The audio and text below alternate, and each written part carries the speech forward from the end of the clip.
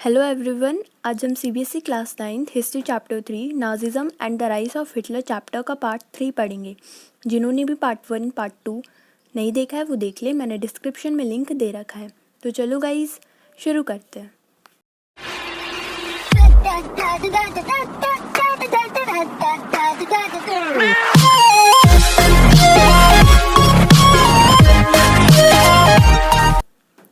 आज का हमारा पहला टॉपिक है हिटलर।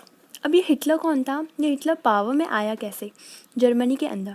क्योंकि हमने पार्ट 1 पार्ट 2 में देखा था कि वेमार रिपब्लिक और स्पार्टाइट्स में लड़ाई चल रही थी, तो ये हिटलर कैसे लीडर बन गया उसी के बारे में हम पढ़ने वाले हैं। पर उससे पहले हम जान लेते हैं कि हिटलर था कौन।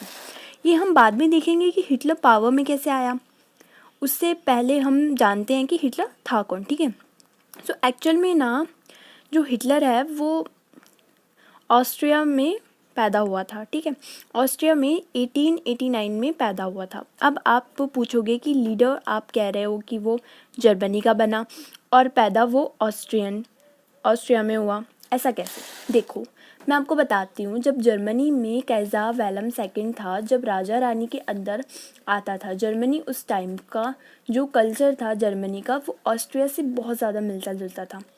ट्रेड वगैरह और आना जाना लगा रहता था लोगों का, और बहुत सारी जो पॉपुलेशन है जर्मन बोलने वाली वो ऑस्ट्रिया में भी रहती थी।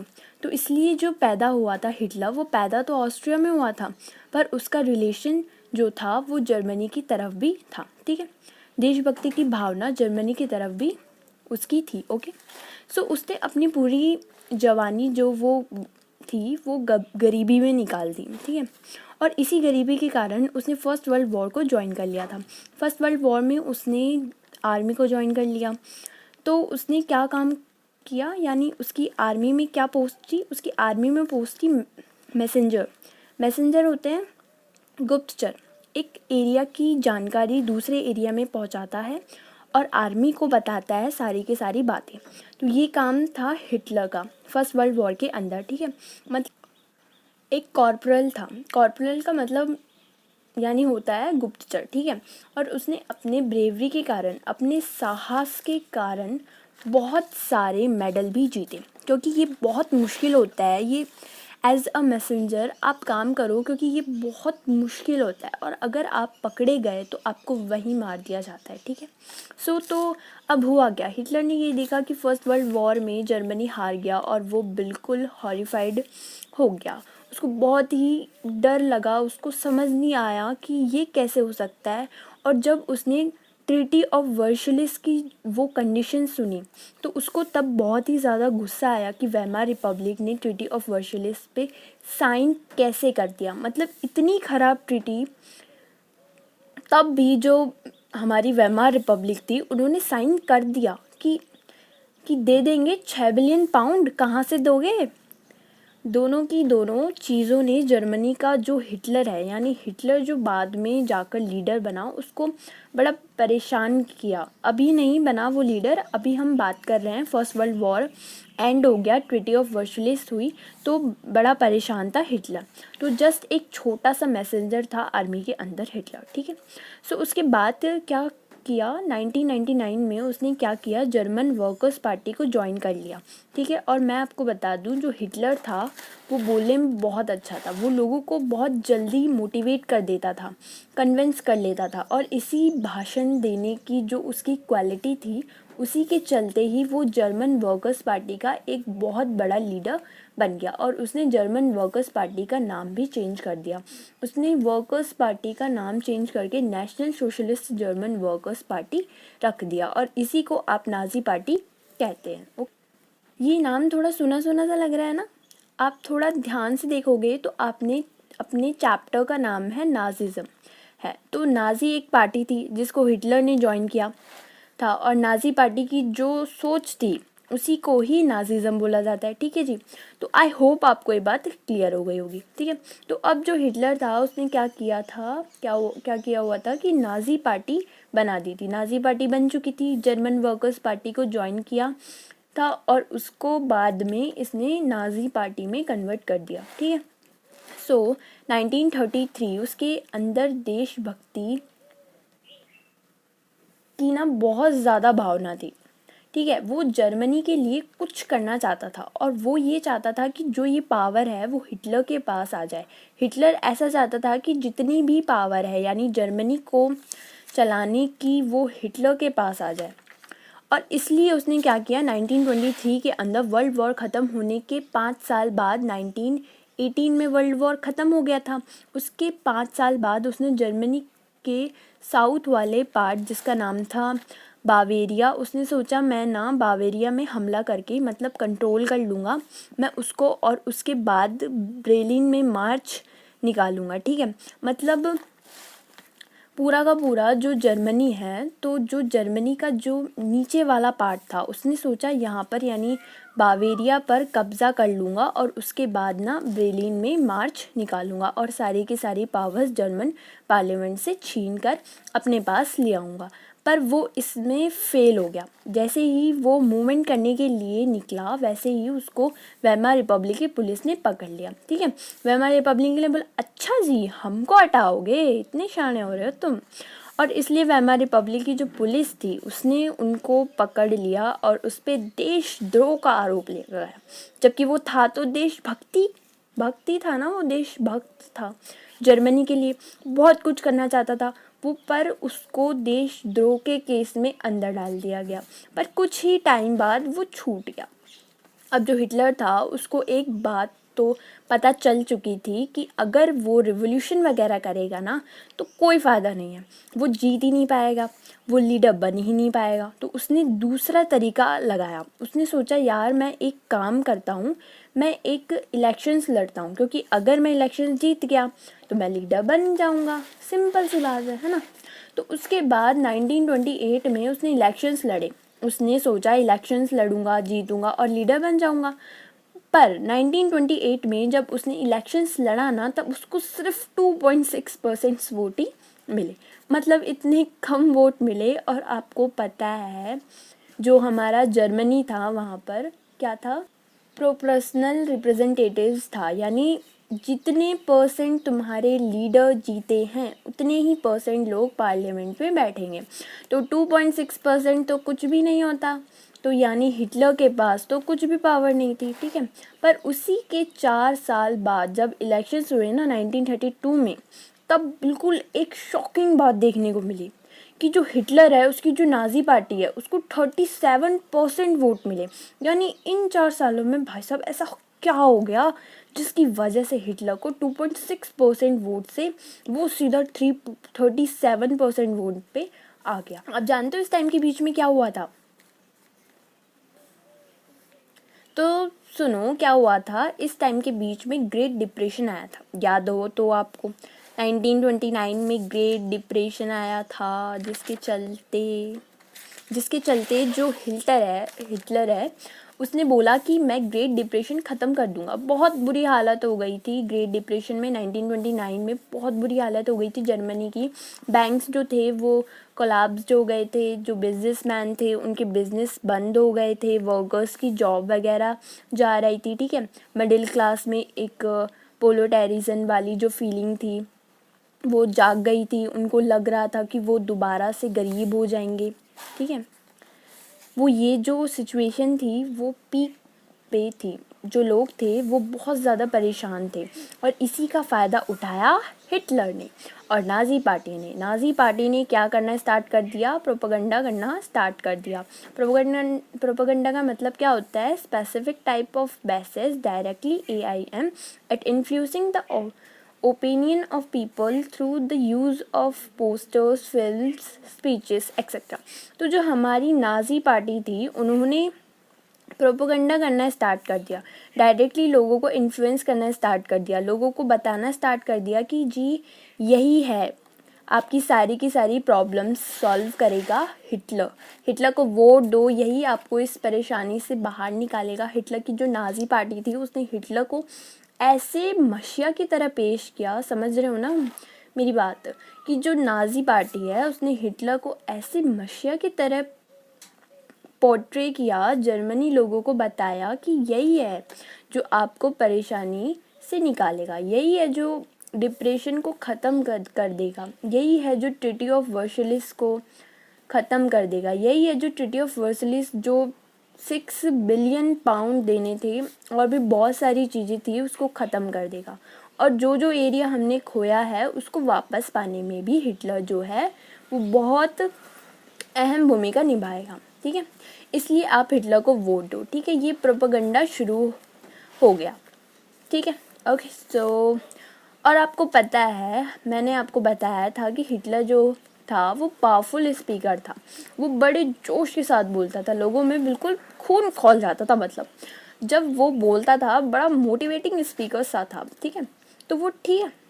सो he promise to build a strong nation, undo the injustice of Versailles Treaty and restores the dignity of German people। उसने ये वादा किया कि मैं एक स्ट्रॉन्ग नेशन बनाऊंगा, जो भी वर्सलिस सिटी में हमारे साथ ख़राब हुआ है उसको मैं दोबारा से वैसे ही कर दूंगा जैसे पहले था वो। ठीक है, सारी की सारी जो इज़्ज़त है जर्मनी की वो वापस ले आऊँगा मैं, ये बोला हिटलर ने। ठीक है, सो उसने ये भी प्रॉमिस किया कि जो भी लोग जॉब की तलाश में हैं मैं उन्हें सब लोगों को जॉब दूंगा और जो हमारे यूथ है उनको फ्यूचर सिक्योर कर दूंगा। ठीक है, उसने ये भी बोला कि जो भी दूसरे देश जो हैं हमारे खिलाफ कंस्पिरेसी का मतलब होता है षड्यंत्र, जो भी दूसरी कंट्री हमारी कंट्री के ऊपर षड्यंत्र रच रही है मैं उनको भी ख़त्म कर दूंगा, सब कुछ ख़त्म कर दूंगा। यही बोला नाज़ी पार्टी ने और यही बोला हिटलर ने, और इसी की वजह से हिटलर को 1932 में 37% वोट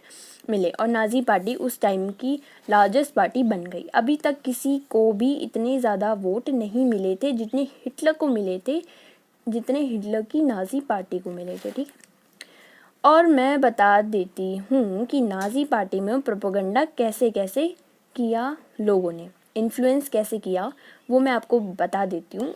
आ जाता है कि नाज़ी पार्टी ने कैसे कैसे इन्फ्लुएंस किया एग्ज़ाम में। ठीक है, so Nazis held massive rallies and public meeting to demonstrate the support for Hitler. मतलब बड़ी बड़ी रैलीज करी जाती थी। ठीक है, मतलब हिटलर को सपोर्ट करने के लिए पब्लिक मीटिंग्स करी जाती थी ताकि जब लोग देखें ना उस मीटिंग को, अरे ये कौन आया, मतलब वो लोग जो थे वो बिल्कुल फैसिनेट हो जाते थे कि यार ये तो बड़ा लीडर है, ये तो हमारे लिए बहुत अच्छा करेगा, स्पीच भी अच्छी दे देता है, बड़ी बड़ी रैलीज भी निकाल रहा है। तो ये वो करते थे, नाज़ी पार्टी का यही प्रोपेगेंडा था। और साथ में उनका एक रेड बैनर था जिसके बीच में एक स्वास्तिका का सिंबल था, आपको फोटो में दिख रहा होगा, यानी उनका फ्लैग था। आपको पता है उसने एक नाज़ी सॉल्यूट भी निकाला था। ठीक है, मतलब अपना हाथ खड़ा करके नाज़ी सॉल्यूट करा जाता था। ठीक है, और बहुत ज़्यादा इन्फ्लुएंस करा इस नाज़ी पार्टी ने लोगों को।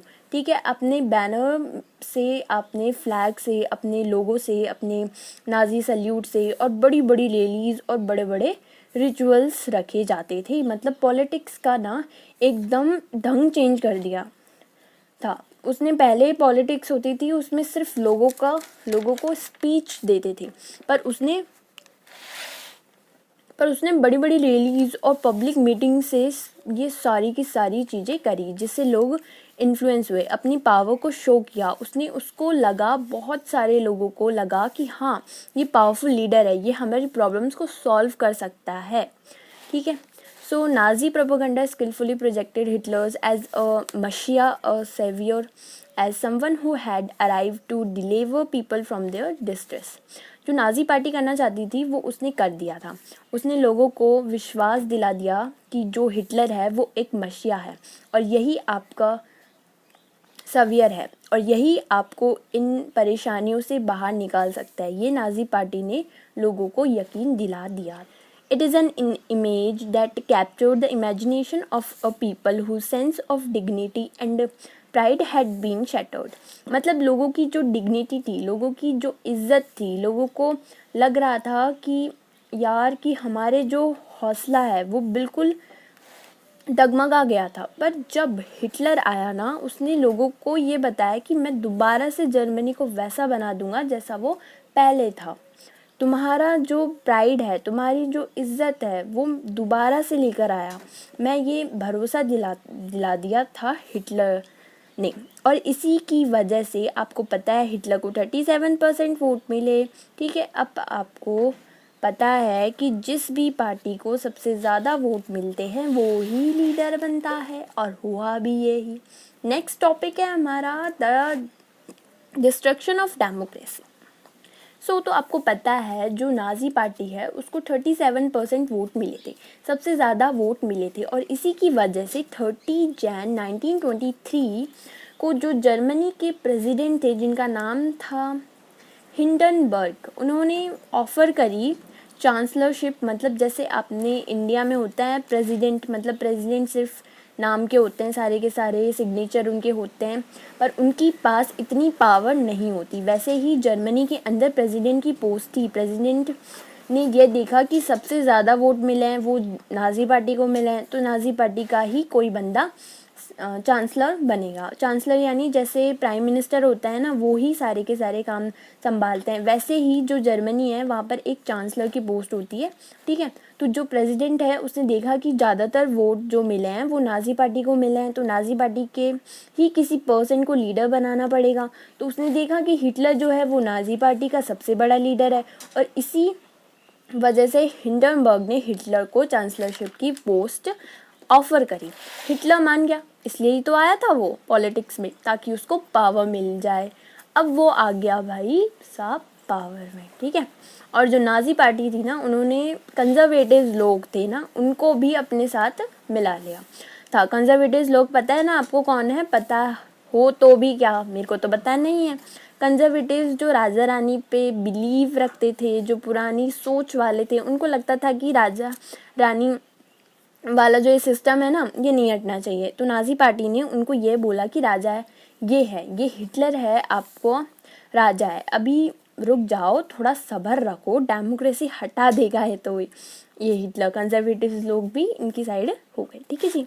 So having required power, Hitler set out to dismantle the structure of democratic rule। जैसे ही हिटलर पावर में आया ना, उसने सोचना स्टार्ट कर दिया कि मैं डेमोक्रेसी को कैसे हटाऊं, और उसने कुछ ऐसा ही किया। बहुत सारी उसने ऐसी चीज़ें करी कि सबको पता चल गया था कि जी डेमोक्रेसी अब जर्मनी में नहीं टिकने वाली।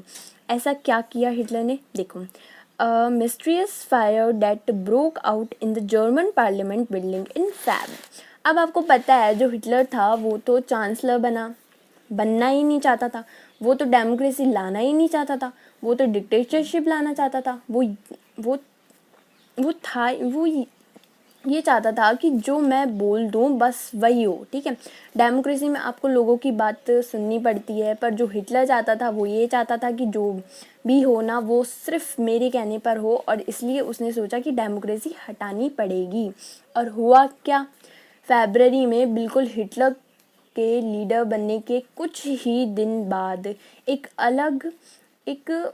आग लग गई। कहाँ पर? पार्लियामेंट के अंदर, जर्मन पार्लियामेंट के अंदर। और कहा जाता है कि ये जो आग थी वो नाजी पार्टी ने लगाई थी।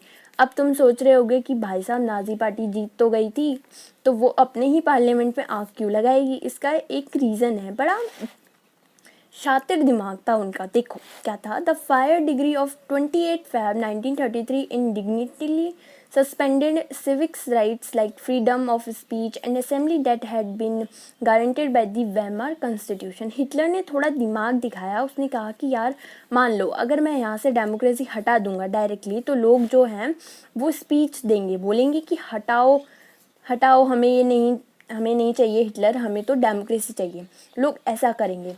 तो हिटलर ने थोड़ा शातिर दिमाग दिखाया, नाजी पार्टी ने जर्मन पार्लियामेंट में खुद ही आग लगा दी और बोला कि आग हमने नहीं, ओपोजिशन पार्टी वालों ने लगाई है, और हम चाहते हैं कि शांति से जर्मनी के अंदर काम हो, और इसलिए हम क्या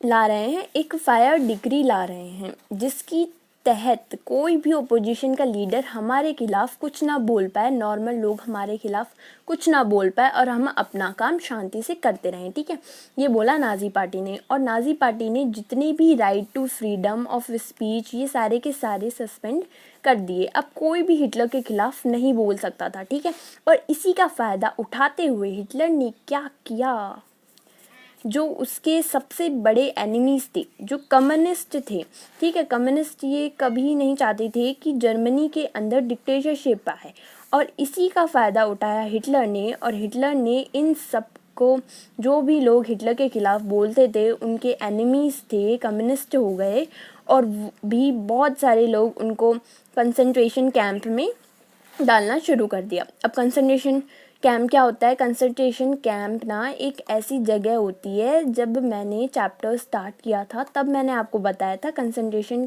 कैंप एक ऐसी जगह होती है जहाँ पर लोगों को रखा जाता है, गैस छोड़ दी जाती है, लोगों को मार दिया जाता है, ठीक है। ये करा जाता है कंसंट्रेशन कैंप में। तो ऐसा ही किया हिटलर ने, कंसंट्रेशन कैंप में डालना शुरू कर दिया लोगों को, जो भी उसके एनिमीज़ थे, ठीक है। एक्चुअल में जो कम्युनिस्ट थे ना, वो सिर्फ एक टाइप के लोग थे, और इसी के साथ साथ 52 अलग अलग टाइप के लोग उनको, जैसे ज्यूस हो गए, पॉलिश हो गए, इन सबको कंसंट्रेशन कैंप में भरना शुरू कर दिया, और उनको प्रेसिक्यूट करना शुरू कर दिया, मारना वगैरह स्टार्ट कर दिया। ये हिटलर ने जब किया, जब वो फायर डिक्री लेके आया था। फायर डिक्री लेके आने के बाद उसको पता था कि कोई भी उसके खिलाफ़ कुछ बोल नहीं सकता, इसलिए उसने जितनी भी कम्युनिस्ट और जो भी उसके एनिमीज़ थे उनको कंसंट्रेशन कैंप में डालना शुरू कर दिया। देखो, था ना उसका शातिर दिमाग कि अब कोई भी उसके खिलाफ़ बोल नहीं पाएगा। और उसी के बाद 3 मार्च 1933, कुछ ही टाइम बाद, वो एक इनेबलिंग एक्ट लेकर आया था, एक और नया कानून लेकर आया था, ठीक है। वो कानून क्या था? Finally this act establish dictatorship in Germany. Finally हमारा जो लीडर है, जो हिटलर है, वो डिक्टेटर बन गया। उसने डिक्टेटरशिप एस्टैब्लिश कर दी, कहाँ पर? जर्मनी के अंदर, okay. So I give Hitler all power to sideline parliament and rule by decree। मतलब अब इसके बाद हिटलर के पास सारी पावर आ गई। अगर वो चाहे तो पार्लियामेंट साइड कर सकता है, और वो जो बोलेगा वो कानून बन जाएगा। इससे बोलते हैं रूल ऑफ डिक्री, मतलब जो बोल दिया वो कानून बन गया। अब ऐसा ही हो गया था जर्मनी के अंदर। कब हो गया था? जब हिटलर क्या लेकर आया था? एक इनेबलिंग एक्ट लेकर आया था। कब? 3 मार्च 1933 में, ठीक है। अब पहले हम कंसंट्रेशन कैंप की डेफिनेशन पढ़ लेते हैं। कंसंट्रेशन कैंप आपको पता है ना, हिटलर अपने एनिमीज़ को वहाँ पर रखता था, है ना। So concentration camp, a camp where people were stated and determined without the due process of law। यानी बिना कानून की परवाह करे, बिना अपने कानूनी कार्रवाई करे जब लोगों को कैंप में रखा जाता है, तो इसी को हम कहते हैं concentration camp. Typical in was surrounded by electrified barbed wire fence.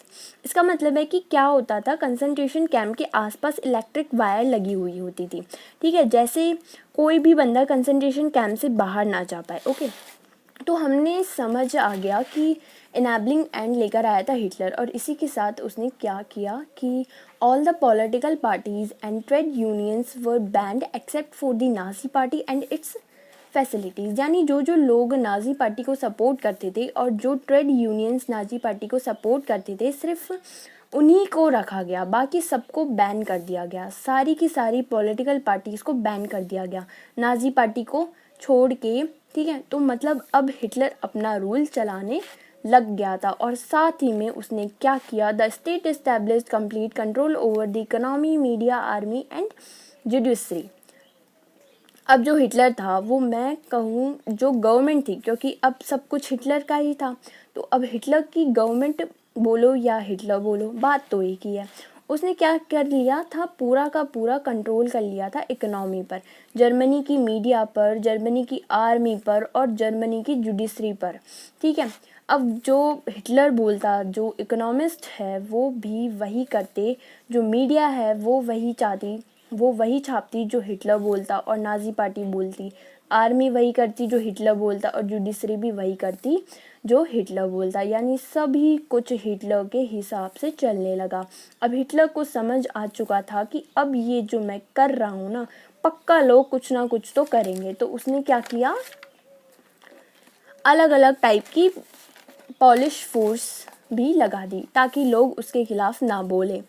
क्योंकि ऑब्वियस सी बात है, जब इतना सब कुछ हो रहा था, लोगों को कंसंट्रेशन कैंप में मारा जा रहा था और भी बहुत सारी चीज़ें करी जा रही थी, वो मैं आपको पहले ही बता चुकी हूँ।